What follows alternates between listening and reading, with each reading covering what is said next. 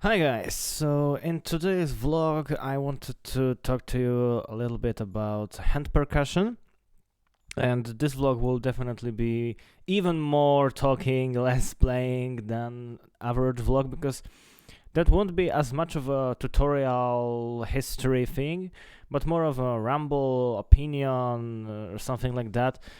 Maybe more from a perspective of arranger or a composer rather than a percussionist in the first place. Because, well, first of all, there is not much history about hand percussion, I can tell you. Most of those instruments are, their very idea is so old that we cannot even really trace the origins, or it's just very murky. So I don't want to spread misinformation or something like that. But okay, what I want to tell is that most of those instruments obviously are simple. Like take your usual shaker, or a tambourine or whatever, and probably 99% of the time you just play, one of the basic bits. It's either this,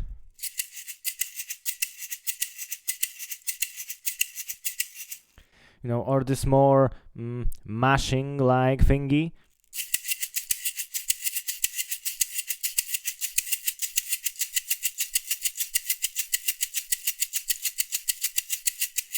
Or this more gentle like things, I guess.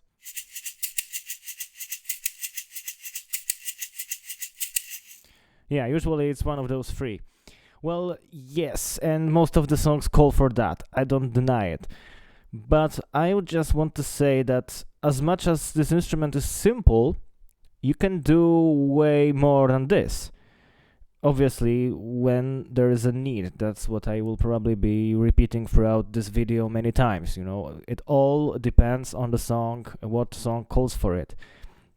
But for example, you may notice in my cover of, I think it was Pazivota, I will link it up here anyways, one of my covers from last year's Cirque du Soleil, Summer with Cirque as I named it, when I used this shaker as a little bit of a made-up rain stick sort of things, because I think that on the record there's either a very short rain stick, much shorter than the one that I have, or straight up Rainmaker, the ring one. So I needed like this particle falling thing like you have with rain stick, but on a much shorter range, and I had really problem controlling it with a longer rain stick. Probably it's also a matter of my skill, but in the end I decided to use just a shaker. So I use it as a rain stick,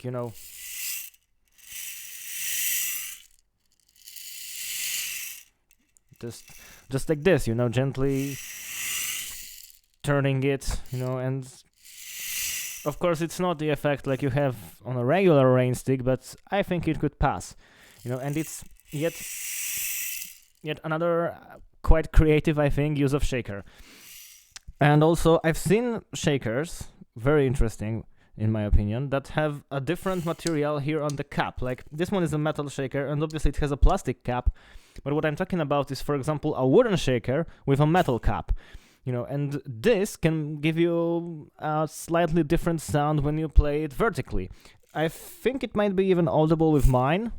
Well, let's just check it, I guess. This video is one whole, maybe not one whole, but big part is slightly improvised, so excuse me for that, but let's just have fun, right?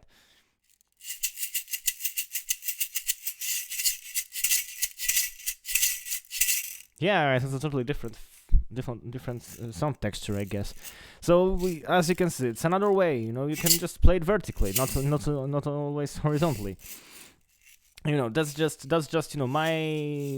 my thoughts, like straightforward. From what I've already did, but dig into the instruments, experiment with whatever surreal way you can think about. Really, because that's what just makes music and percussion beautiful. Experiment. And also about aside from the shaker, the infamous triangle, right?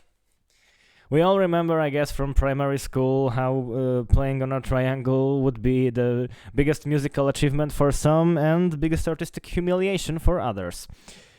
Is it like that? I beg to differ. Well, obviously, there is the famous. Right, we all know that. But this is like. I don't know, like. Nothing else matters intro on a guitar, I guess, or playing an AC/DC beat. Sorry. But you can do much more than this. If you noticed, I'm quite often holding the triangle like this, with a thumb at the peak here, and holding one of the bars, I guess you can call them, I'm not sure, with one hand. This is usually one of the bars next to the gap.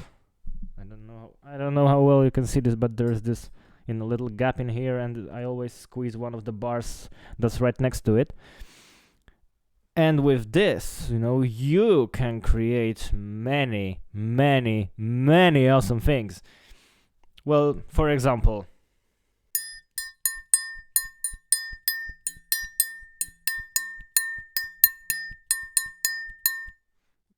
because essentially you mute the triangle with your hand in here. And, the length of the notes can vary. You can just kill it straightforward, and have a very muted dead sound, open, or like an open hi-hat, for example.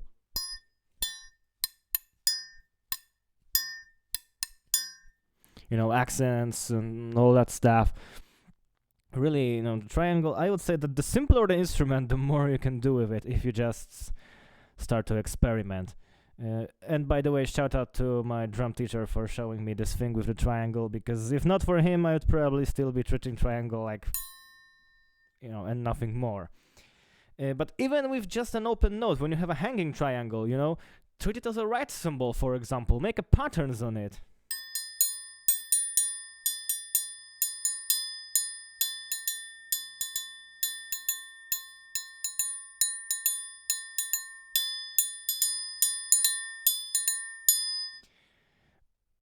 Just like that. For example, I very often, when I play, I quite often use shaker as a hi-hat, and when I play it, I think of it not as a shaker, but as of a hi-hat.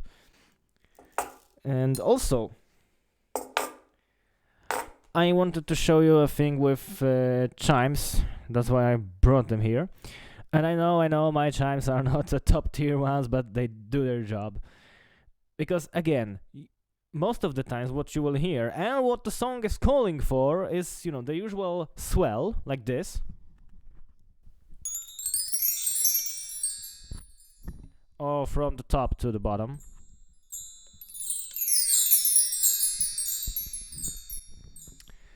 But I say, you have individual bars.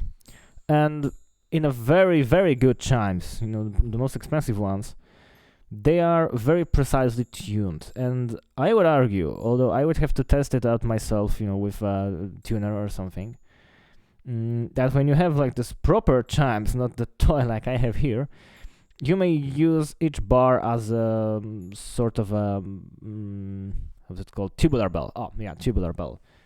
Because even on my toy-like chimes, you can hear this. Of course, this needs a more precise striking, but on the proper chimes, the tubes are much bigger. Sorry, like wider. Oh, wider. That's what I meant.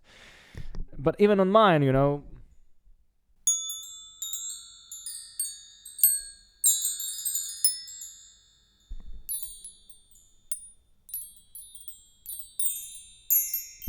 yeah, I know it's probably couldn't hear much, but I'll try to bring it up in the mix. So again, when you have room for that in a song, you may as well use it like this, like a tuned percussion piece.